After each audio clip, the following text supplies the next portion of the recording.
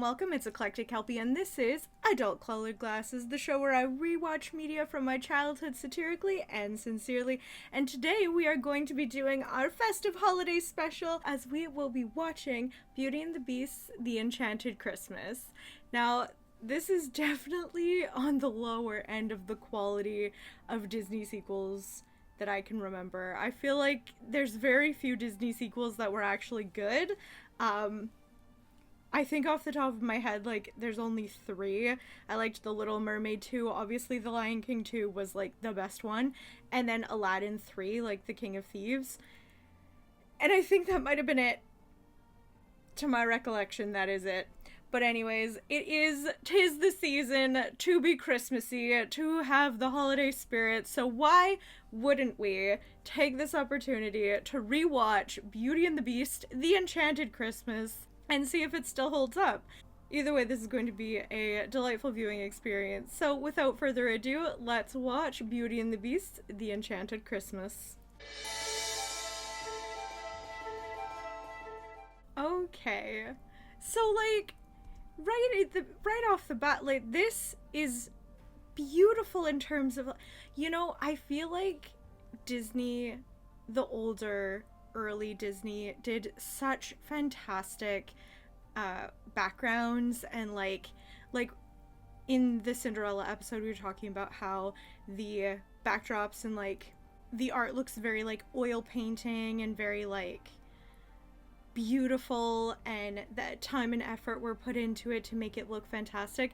I think this as like a still shot, as like a piece of art, is so pretty, and it's so like fueled with the holiday spirit. It looks beautiful and so nice and so warm and just like fills you with merry and bright, you know what I mean? This budget was definitely not anything crazy. So it definitely, I remember there being some unfortunate animation mishaps. However, I think like just right off the bat, like, this is beautiful. It's very festive. We're getting into the vibes. Like, it's not offensive. It's just a happy holiday special. Also, we know how much I love Bernadette Peters. Bernadette Peters plays this angel, and I love her. She is the highlight. Actually, her and Tim Curry. Ugh, I don't know who. Both equal. Tim Curry and Bernadette Peters. Just perfection. The whole movie should have just been about the two of them. Oh, the ornaments are like this stained glass. Oh my gosh, that's actually so cute. I've never paid attention. Well, I haven't watched this movie that many times, I feel. I don't know.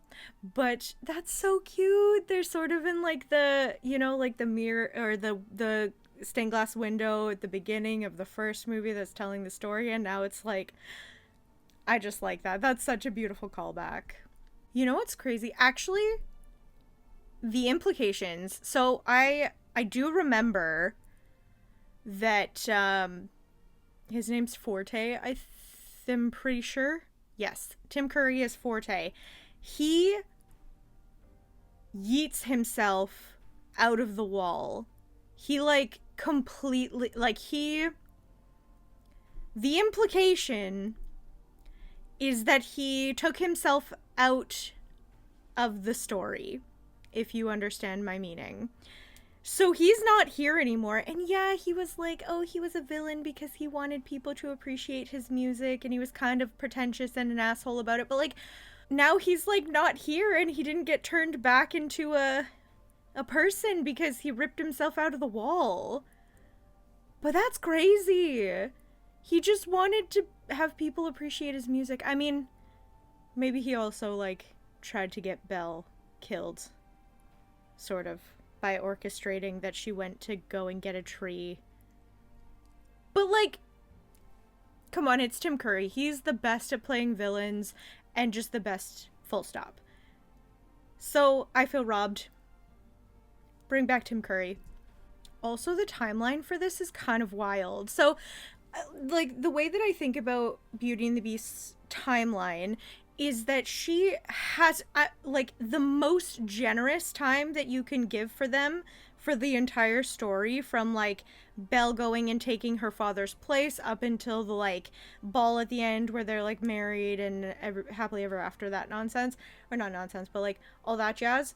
And I feel like you can only give it maximum 6 months for the entire story, because if you think about it, it's like maybe late summer or spring, like maximum it's spring when she's like running through the field. I want adventure in the great wide somewhere, you know, that whole thing. Um so it's maximum 6 months, which is crazy. And then it must be like, this must be like a year after. So Beast and Belle have only been together for a year and a half, and they're married already because they were together for 6 months maximum. I think it was even more like 4 months, because it feels like it was like summer-ish when she went and took her father's place, because winter happened pretty quickly after that. So speed run, I guess. I also kind of. Oh, wow. Okay, yeah. Look at her eyes. I wasn't actually. Okay, so the animation, it's choppy. um, I meant to pause on this spot because I was gonna say I kind of like. Oh no, this is so distracting. Actually, no, sorry.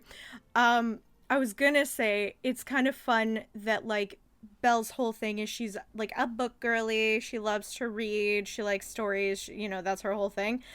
And this is fun because this is like, it's all telling stories. Like, even the first one was like telling the story, right? Because the narrator at the beginning like sets up the, you know, who could ever learn to love a beast? Here's what happened. Here's like the past, and like here's the story within it. And now this is setting up like, oh, here's another like story about what happened within like Belle's history and her like experiences and stuff within the castle. I appreciate that it's all very story oriented, because that's the whole point, right? Like, we all tell stories. Stories are how the world is crafted. but then the animation is like this. But anyways, it's still a nice thought to have, that it's a beautiful storytelling story about stories. We'll proceed. I just had a fun thought. What if you replaced Ebenezer Scrooge with the Beast? And then how that would work? And I need somebody to write that. I need to write that. Because that's just really funny. That's kind of absurd, right? Because Ebenezer Scrooge is obviously, like, poo-poo on everything, but he's more of a mild-mannered, like, I'm too good for this, whereas Beast is, like, entirely emotionally reactive and very chaotically aggressive. So I feel like that would be really funny to watch that transition. I guess he kind of gets Ebenezer Scrooged in this, but I think that it would be funny if like Lumiere was like Christmas past, Cogsworth was like, or no, yeah, Cogsworth was like Christmas present, and then Mrs. Potts could be Christmas future, which would be kind of crazy. Yeah, that would be so fun. Okay. You know, again, like, yeah, their animation in terms of the people can, so in this is it, we haven't really hit the like worst of it, but seriously, the backgrounds, like, that's so beautiful. Like, take Beast and Belle out of that, and that's just like a beautiful picture. And I'm super here for it. I love seeing like landscapes and such. That's A+. But look at how cute. Okay, as you know what? Nostalgia is hitting. I feel like it really is gonna be like rose-colored glasses. I don't know. I don't know where. We'll see how we go. But like, this is just warm and happy. There he is. I love him. Okay, here's the thing. I will always love Tim Curry, and no matter what character he's playing, he's gonna be amazing. So I don't care if he's like a crazy big piano individual or like whatever. He's always gonna be amazing. But also, like, the theatrics, the sass, the snark, and just the like, he needs like a fainting couch or something. Like, just the outrageous, outlandish grandiosity of this man. Like, I mean, obviously it's only for fictional men, right? But like, I just love him. I just love the theatrics of it all. I feel like he was spooky when I was a kid. No? Not like terrified, like the witch from Snow White. Her and I have beef even to this day. I don't mess with her. She's just not it. But I feel like maybe this guy was creepy. Not in like a overwhelming, like, oh my gosh, I have nightmares kind of way, but like in a, this is kind of spooky and intimidating. But I feel like that's why it was so effective, right? Because he's supposed to be this imposing, domineering, manipulative villain, and he does it just so well. And now I appreciate the theatrics and the like, just like the vibe of this character more so now. So yeah, I like it. I also think, okay, obviously, like, the original story of Beauty and the Beast is so good, right? But I kind of like this in the sense of in the middle of the story, because this is a midquel, right? So this is the middle of the story, and everybody's so like, oh my gosh, we have to become people again. Like, we really want to break the curse and go back to normal and have our lives and kind of get back to real life.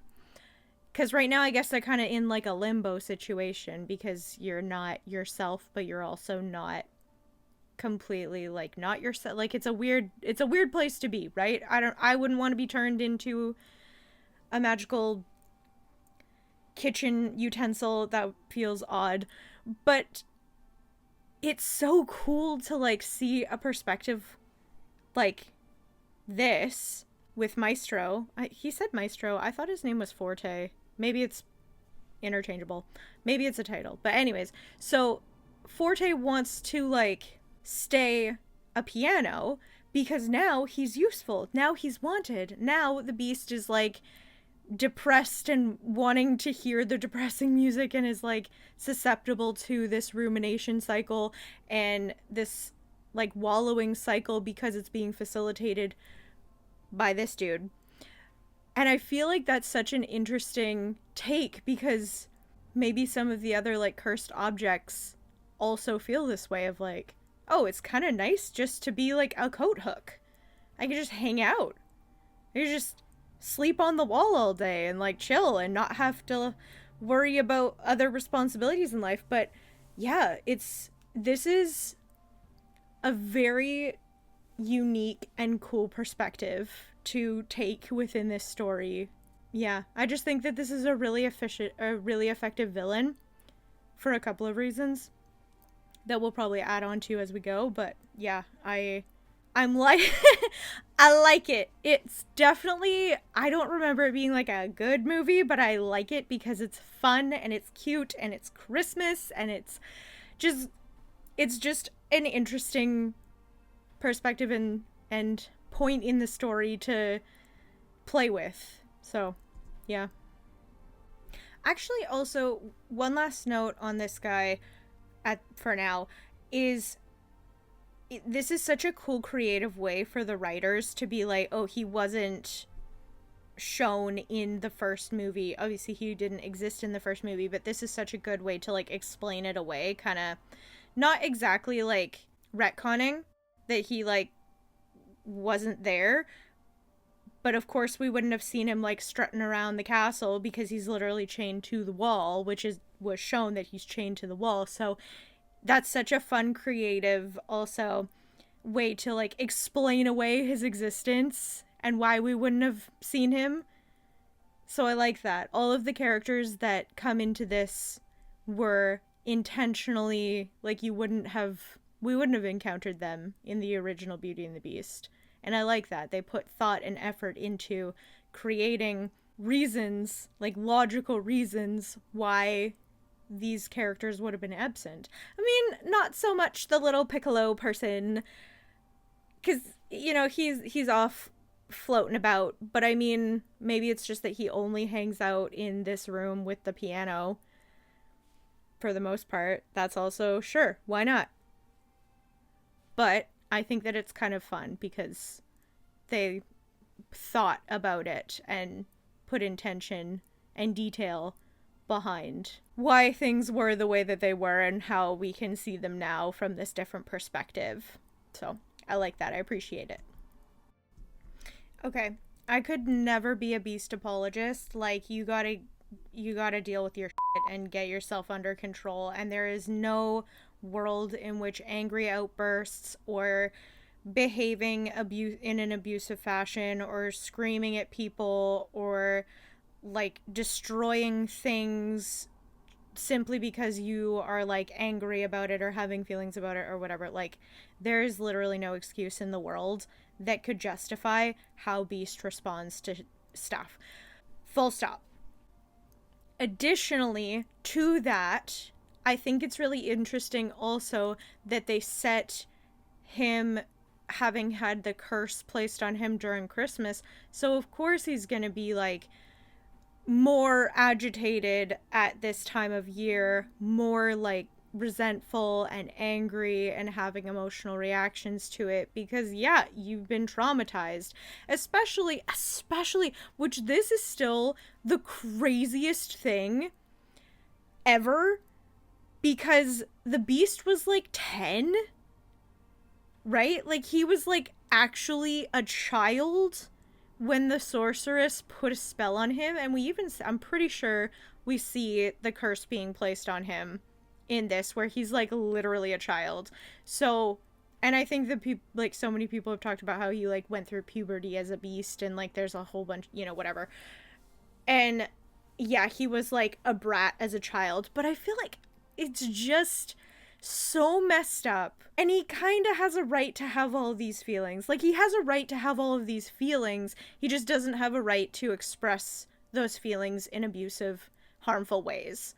So I kind of have some compassion for him because obviously he was a child. How are you going to get, like, turned into a monster and then have to grow up as a monster, isolated from the rest of humanity, not knowing how to behave because you don't, like, also, where was his parents? Hold on. Where was the king and queen of this land? Where did they go? He was literally a child. The parents should have been held responsible for this behavior when he was being like, I'm so entitled and blah, blah, you know? That's insane. I do understand his resentment for the holidays. I do understand his, like, negativity and his, like, expressions of anger and his experience of his emotions. That's fine. But you can't be abusive. No excuse. Manage yourself. Go to therapy. Don't use people. Actually, this is another, like, such a good teaching point for children, because this whole movie is about, like, this one guy, the big piano, who's like, I want you to stay just as miserable as me so that I can feel better about myself and get what I want. And if you stay, like, depressed forever, then you're always gonna need me. And it's almost giving, the piano guy is doing, like, fictitious disorder by proxy. It's been a while since I obtained my psychology degree, but it's like, yeah, like fictitious disorder by proxy. So essentially, like, Forte is facilitating Beast to continue to experience this mental health disorder, being depressed, having essentially antisocial personality disorder. There's a lot of stuff going on with the Beast, and the Piano Man is basically trying to make sure that he never gets better so that he can be the one to take care of him, so that he can be the one who benefits from the beast constantly being in this state. Obviously, it's not exactly diagnose. I can't actually I could diagnose these fictional characters, but I can't actually diagnose these fictional characters, you know? But like, yeah, so I feel a lot of sympathy for the beast in that regard of like, you know, there's a lot going on and he was a child, and so not being raised in a space where he could learn how to do better and learn how to manage these bursts of rage, and it couldn't have been easy. Also, with like the beast, I don't know if like being a beast has, I don't know if it's like a outside reflection of the inside, or if the outside also has impact on the inside about like how he is like physically able to manage his emotions and outbursts and stuff. But either way, it's not excusable, but I do understand where this individual is coming from in terms of like, of course he's going to be upset, and of course he's going to have a lot of like stuff going on. He's very heavily traumatized. Anyways, let's continue. This is the hey, whatever device you have. I have a Google.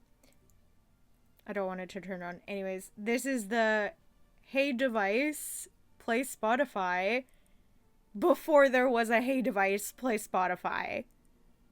And I love this. However, not this one. But actually, maybe this one, because Tim Curry.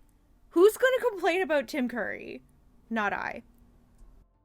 This is also so unhinged because Chip must have just been born, like literally an infant, just when the curse hit, because he's like, I don't know what Christmas is. I don't even know.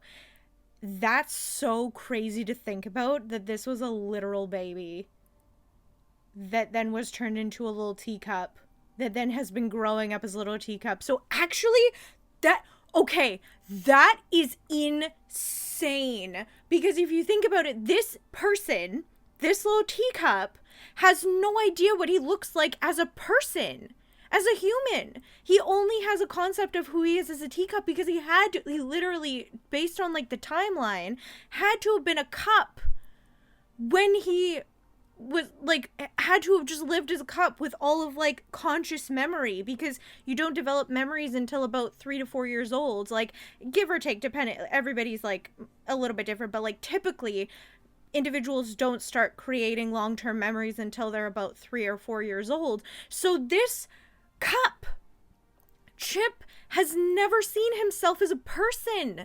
He's only ever been a cup. So can you imagine like getting turned into a human and like how you wouldn't even know how to walk? You wouldn't even know, like, you wouldn't have any concept of your body or any like association to your own face, or that's horrific. Chip needs to be in therapy. I mean, clearly he's okay. Clearly he's like happy, but he doesn't know any better. Oh my god. That needs to be the next Beauty and the Beast sequel, as Chip goes to therapy because he's having an identity crisis about being a cup versus being a human, because how would he even know? He wouldn't know. He would have no self-concept outside of being a cup. That's so sad. Could you imagine? Could you imagine living as a cup for your whole life, involuntarily living as a cup for your whole life, having this identity as being a cup, and then being forcibly changed into a human? And I feel like this has to be representative of something. But that's so unhinged. That's actually crazy. I hate this song. I think it's really stupid. I'm not a fan. But I love this concept because I think we should bring back handmade gifts. I think that capitalism and consumerism have just run rampant, and it's too much, and it's just trash, right? Like, there's a lot of stuff that's just like, oh, thanks, and then you just like throw it away in 2 weeks. maybe that's an exaggeration, but maybe not. But like, it's all just very like fast consumerism and like, oh my gosh, there's the new product. I need to get a new one, even though like you don't always need to get. But, anyways, I love handmade gifts, and I love that she's writing him a book about like their story together that's very like romantic, and they're starting to go into that place a little bit, even though that's kind of wild. Also, maybe this is the perfect place to touch on the Stockholm Syndrome thing, because recent studies have suggested that Stockholm Syndrome is not real. And I actually subscribe to this based on the new research that has been brought forth, because to assert that someone has Stockholm Syndrome, the component that makes it Stockholm Syndrome is the genuine compassion and bonding and relatability and feelings of like positivity towards someone's abuser, captor, whatever. But the thing is that the shift in perspective that this new research has started to suggest is that it's not actually real compassion. It's feigned compassion because they're trying to stay alive and not get murdered, right? Because of course you would say a lot of things or do a lot of things to not get murdered, because our bodies naturally are going to do whatever they can to keep us alive. That's the whole point. Our brain and our bodies function to keep us going and keep us moving along in the world. It's just basic survival. So the new perspective around Stockholm Syndrome is actually that it is the fawn response. So I did a video about the fight, flight, freeze fawn when I was doing like the Akatar sisters and how their sympathetic nervous systems responded to trauma. So it's actually your sympathetic nervous system responding in a fawn or an appease response rather than actually having genuine compassion and genuine understanding. And I think that that sounds way more accurate, right?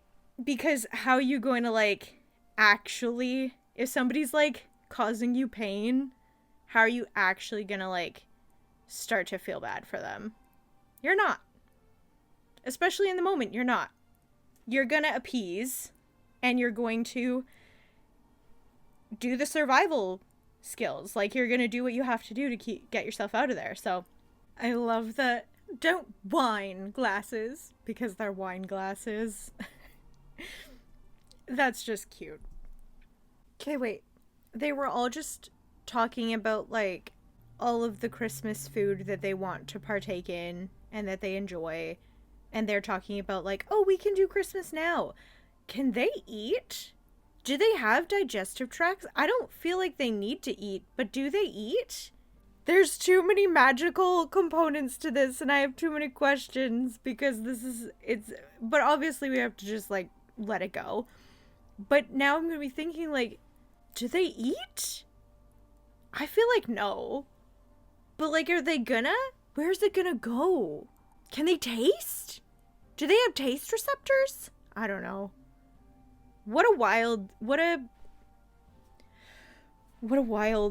experience to be in. Would not wish to participate. Where's Fifi the feather duster? A scoundrel. Also, the continuity is super, super weird, or this canon is super, super weird. And like it's very complex and complicated, I feel, because how many servants were in this castle? Is it only the ones who like have faces and like that are like people adjacent that were actually servants? And then these baubles? What's with the baubles? Like the ornaments, right? They're moving independently. So does that mean that they also were servants? Or just like people of the court? Or that's it. It would suck to be an ornament. At least just a ball, right? Like, I mean, the star or the angel on top of the tree, that's great. But like, how Did they choose who got turned into what? I want to know the exact wording of the spell that the enchantress cast, because there's so many different components to this. And if the other things just became sentient, or not even really sentient, but just like movable or autonomous in some capacity, I want a clearer definition of the spell. Because this is just all willy-nilly, and it's not it's not working. I feel like all of the songs in this one are like less than mid and very similar in terms of like note, if not almost the same in note. I think I might skip. I literally love Bernadette Peters. She is just a treat. You know what the other implication is? Is if one of these things breaks, is it automatically dead? Like, think about like a plate, right? If a plate breaks in half, it's not like like, because are they breakable like people are breakable, like, or are they breakable like plates are breakable? Because that's a very different threshold of breakable. I want to see the parameters in which this spell was cast, because I have so many questions, and this is important. Okay, so this is the flashback.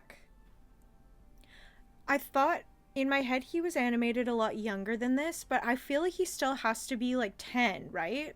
Because when he turns 21, that's when the spell is like, did it? You know? So isn't like a 10-year thing? So he has to be like 10 right now. Or 11 at the max. So this literal child. This literal child. And yes, he's an entitled little prince asshole, but like, don't body horror punish children. I feel like, yeah, don't body horror punish children.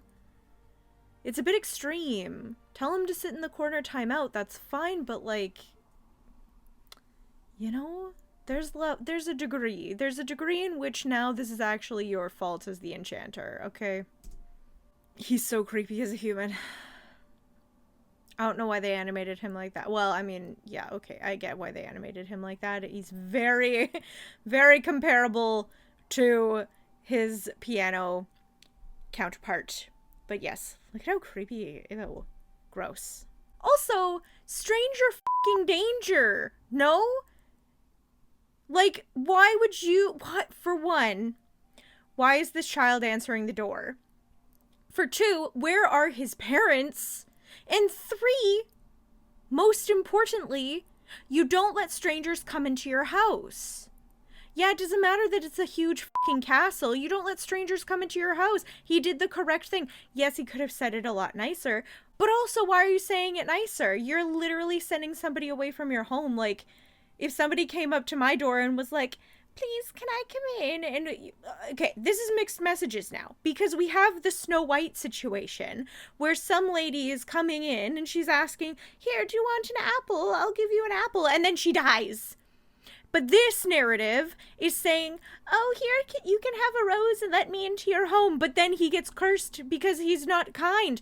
But it's like, what do you want? What's the moral story? What is the expectation of morality? Are you supposed to let the creepy old lady come into your home and then eat the apple and then die? Or are you supposed to refuse the creepy old lady who's offering you a rose and then get cursed to be in a beast form and have your whole kingdom be turned into different sort of inanimate objects? What do? You can't win. There's neither side will win. You're either dead or you're cursed. Stranger danger, you send the old lady away, he was correct. Even as an adult, you send the old lady away.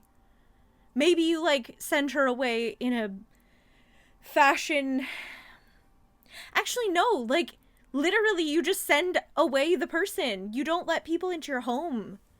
Although, like, he was, like, an asshole, and the kindness component of it, like, that checks out. However, That was that was just a bad test. She could have tested his kindness in a different way that would have better articulated what was trying to be like the lesson. Because that was not the lesson. You don't let random strangers into your house, no matter what they're offering you, especially don't take whatever they're offering you. That's unhinged. I'm not a beast apologist, but like, that was f***ed up. This guy also is creepy. It's giving brave little toaster, if you know, you know, and that's questionable. Go to therapy. I'm unimpressed. It's an enemies to lovers. It's fantasy. It's Belle's a book talk girly. Don't be with people like this. Don't be with people like this. Do not expect people to change. Do not tolerate this behavior. Do not accept treatment that is like this. Not even close. Bro's like also actually literally toxic. I know that that word gets thrown around a lot, but he's actually toxic because he will just pop off on her and then he'll do the love bombing and then he'll like yell and scream at her again, and sometimes he'll be violent and he'll throw stuff and he'll like grab things from her, and like he's physically reactive in a negative way. And like, there's just no redeeming component of this man, because yes, he will sometimes have fun with her, like when they're skating or like whatever, but that's not redeeming of how he behaves 99% of the other time that they're together. There's no world where love is a thing with them, because one, he doesn't really seem capable of actually loving. It's very narcissistic. It's very goal-oriented and sort of transactional, because he's trying to obtain something so that he can get something out of it, right? Like the whole point is to break the curse. So all of the interactions are actually transactional, because everything that he is doing is for the purposes of self-benefit. So it doesn't even take away from the like selfish heart thing, that he has to learn how to be kind and to open his heart and to love others and to be kind to others and all that stuff. Like, that's a moot point, because everything is going to be coming from a selfish place when the goal, there's an end goal for him, and then at the end of it, the reward for like him and Belle staying together and having a relationship is that he has somebody who's gonna put up with his nonsense and still give him affirmation, and still he benefits. So this is incredibly toxic and awful. So this is what I mean about the like fictitious disorder by proxy, is obviously this is magic, and it's probably like just an animated representation of the manipulation, like the verbal manipulation. But if this is to be taken as real magic, like somehow Forte has actual magic and he's like actively making the beast sick so that he can be the one to take care of him. And I think that that's really an interesting place to go with a kids show, but it's also an interesting story with this world in this context of this character who wants to stay as a piano because he finds more value within his life as a piano rather than being a human again. And I think that's really interesting, and that's kind of a fun component. But yeah, it looks like he's actually making the beast, like for realsies, sick, at least here. So yeah, crazy. There's so many very interesting, very abusive characters in this show or in this movie. What a ride. Because yeah, actually Forte and Beast are kind of the same. Actually, they have quite similar situations, and like how Forte treats the piccolo, like Fife, is kind of the same It's just subtle, more subtle, and more calm manipulation, and more controlled. Still coming from anger and does have angry outbursts, but it's more controlled. And Beast is the same like that with Belle, but less controlled. So they're very much the same person, just two sort of different sides of that same thing. They're both trying to get what they want. They're both manipulating people to get what they want, but they're doing it in different ways. Forte's doing it in a quiet, soothing, manipulative way. Beast is doing it in an assertive, aggressive, fight it, like, force it into being what he wants it to be kind of way. So, yeah. How very interesting, the parallels. That's creepy. That's so creepy. This guy's actually huge.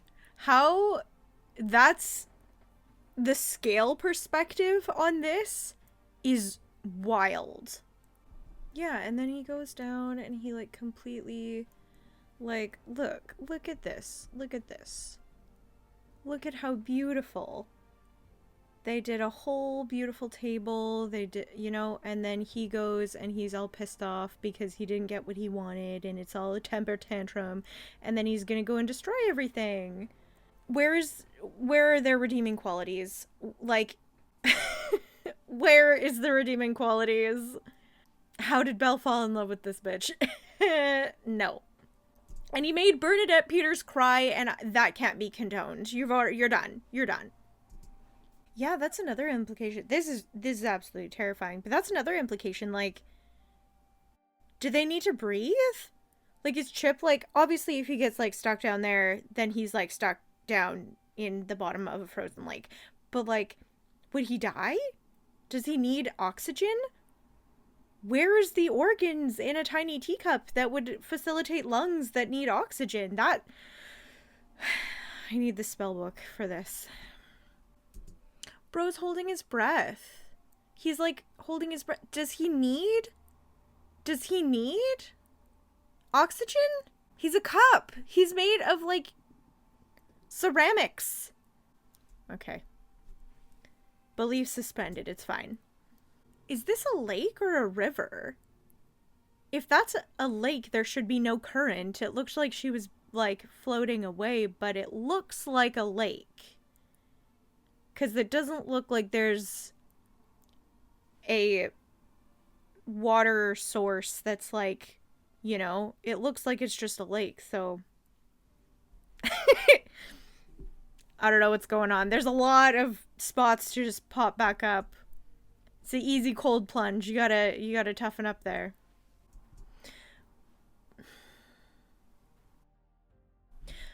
Bro put a woman with hypothermia in a tower with no access to heat or medical supplies, and we're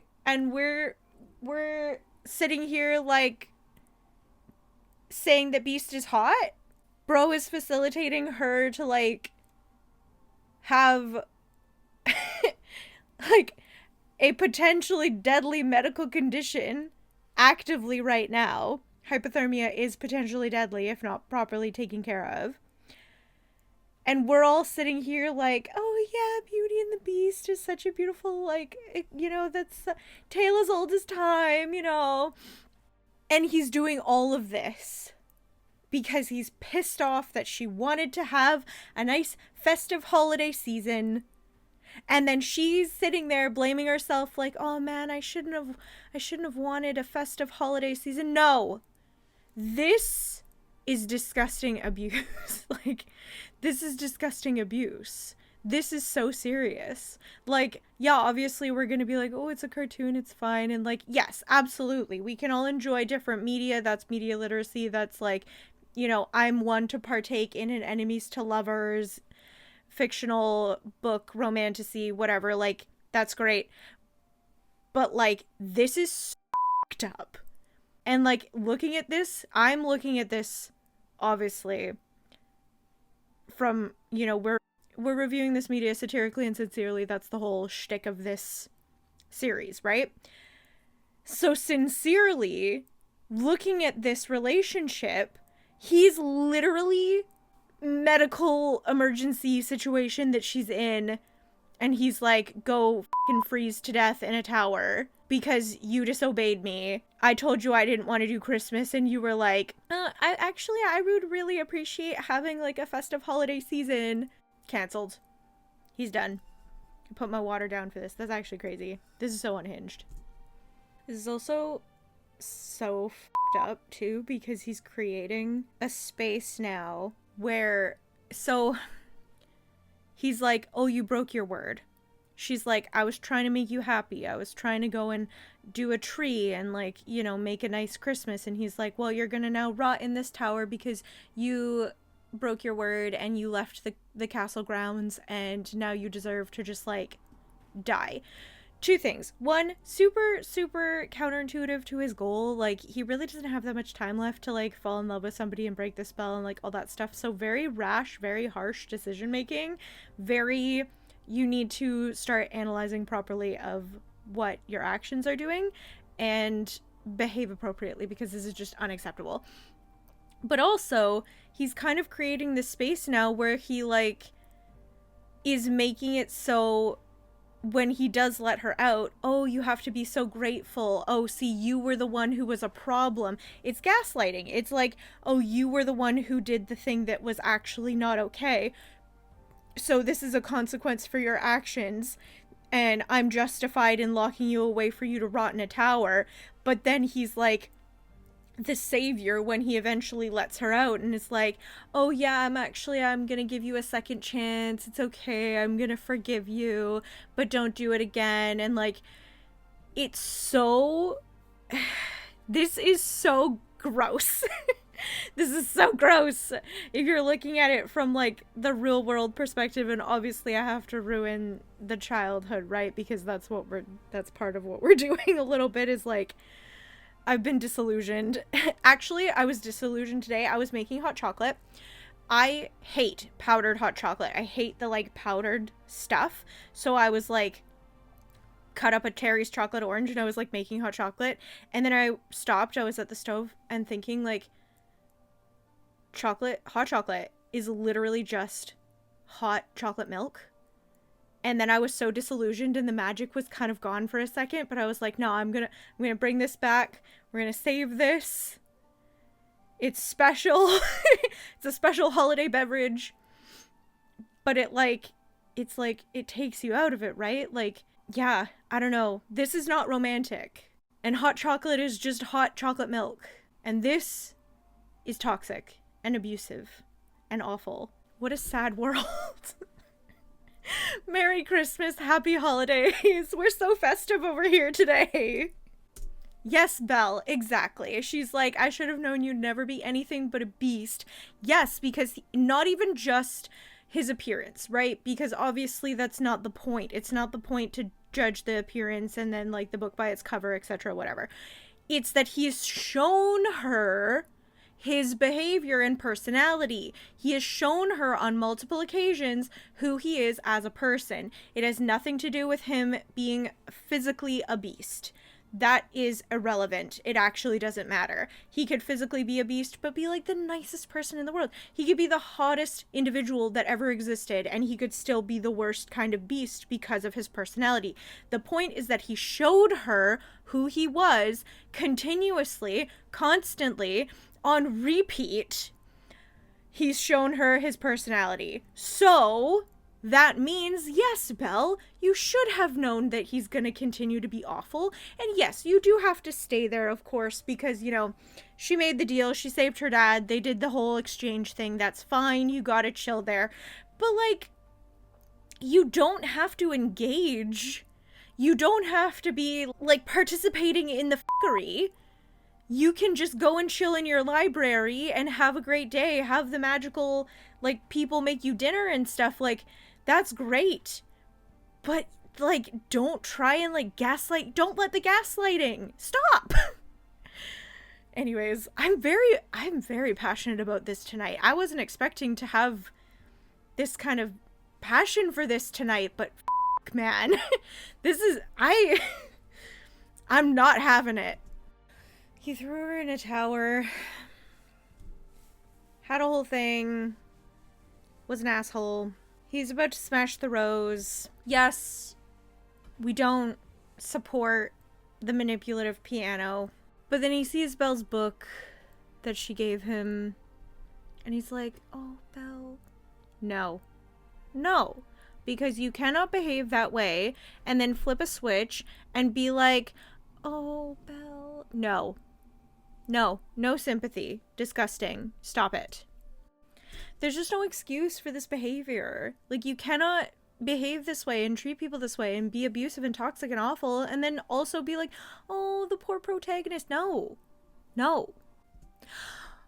That is a delight.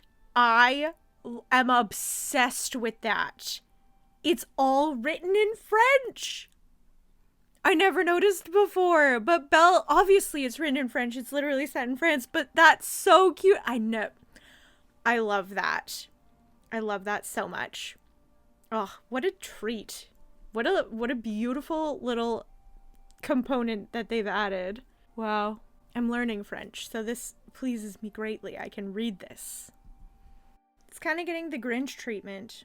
Like the animated original one, not the like live action one where the Who's for some reason actually like are sad about it and they have lost their own meaning of Christmas to consumerism and capitalism. But like the animated one where they actually just don't care because they know that the whole point of Christmas is to just be together and have like love your family and all that stuff. So they're having a little bit of a Who moment. They're like, you know what? We didn't need all of that stuff.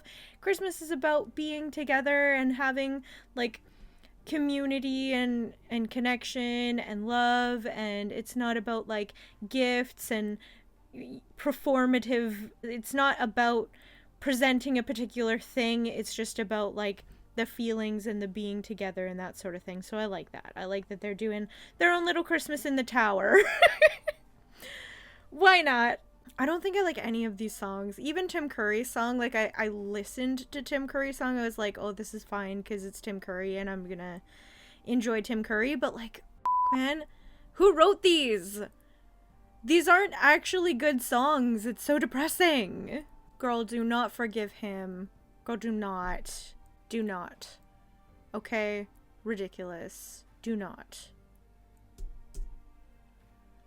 See, look, they're all like, oh no, apprehension, like scary, like he's gonna blow up again. Like that is indicative of who this asshole is. We're not gonna forgive this fuckery. He hasn't changed. He's still too aggressively reactive. And he threw her in a tower with hypothermia. Unacceptable. I am unimpressed. The resolution is far too quick. This was such a disaster and such a mess. Yeah. I'm really unimpressed. Because the whole thing is that he's like, oh, I'm traumatized. I don't like Christmas. So fair, so valid. I can't, like, yes, that is a very generalizable experience. A lot of people have a lot of negativity around the holidays. That's fine. You can have feelings about it. What is unacceptable is how he responded to it the entire time, and then he threw her in a tower with hypothermia because she wanted to have a nice holiday season, and he was like, no, too bad, I'm gonna be in control, and you're gonna get over it, and whatever. And then he receives the gift that she gave him, and he's like, oh, actually, you know what? I still want to use her to, like, break the curse and fulfill my needs, and so I can utilize her and get what I want out of this relationship because it's all very transactional, etc. What I've already said before. And then he's like, hey babe, can you forgive me? And she's like, oh, yeah, okay. No! For what? No forgiveness without actionable recompense that fixes it, and not, it doesn't have to like necessarily fix it, but acknowledge it and actually like do the work to like fix the behavior. But no, don't forgive abusive assholes that are going to continue to perpetuate the same cycle of abuse that constantly puts you back in the fucking tower. No, I can't with this. I cannot with this. This is insane. But anyways, happily ever after all. Happy Christmas. Well, now it's kind of like he's attractive because it's the toucher and you die trope, but I have just been so disillusioned by this because he's just the worst. So I can't I can't even be like, "Oh yeah, book trope, I'm into it." Like no. No, it's too late. It's already in motion. He's pissed me off. So yeah, I guess they can perish. I guess they can. Like, I mean, so I guess, like, if Chip could breathe and he, like, didn't get rescued, he would have just drowned and, like, died under the water. So, like, wow. What a complex spell. Yeah, that resolution was just really unsatisfying and way too fast. What where did the time go? This is like an hour and 10 minutes, which I know is, like, not long, and it's very quick, but, like, where did the time get distributed? Because I feel like they should have done a better ending. But anyways, they lived happily ever after. I hope he went to anger management and got therapy, and I hope that she's not accepting his poor treatment anymore, because that's just insanity. Alright, that looks like it's it. What a story. Oh, that's a beautiful shot to end it on. Okay. Well, that was Beauty and the Beast's Enchanted Christmas. I tell you what, I have never watched... That's the whole point of adult colored glasses also, is to watch these from a totally different perspective and in a different context. Being now at my age with my, like, background and observing these shows and movies and stuff with now. But, like, what a disaster. What a disaster. I think it was fun. I think there were certain things that were kind of interesting, certain perspectives that were, like, highlighted in this particular part of the Beauty and the Beast story were interesting. I'd give this, like, a 4 out of 10. The songs were really bad. The animation wasn't actually as egregious as I thought it was, or like I anticipated it to be. So that was nice. Yeah, man. I don't know about Beast and Belle. That just, it's just not good. It's not a good thing. So that was Beauty and the Beast, The Enchanted Christmas, and our Eclectic Kelpi holiday special. I hope you all enjoyed. Let me know in the comments what household item or piece of furniture or whatever that you would feel best to get turned into if you had to be subjected to this curse. I feel like I liked the wardrobe. I really like the wardrobe from the first one. I think she has mobility, which is great. She has, like, a function sometimes, but she can just, like, chill. And she gets to hang out in her own private room until Belle comes, which is fine because they're besties, like, they can share. But yeah, I think the wardrobe would be, like, pretty good. But yeah. Yeah. If you enjoyed this episode, consider giving a like and subscribing to continue joining us on all of our adventures. But with that, thank you all so much for watching. Everything with love, and we'll see you next time in the treasure trove. Bye.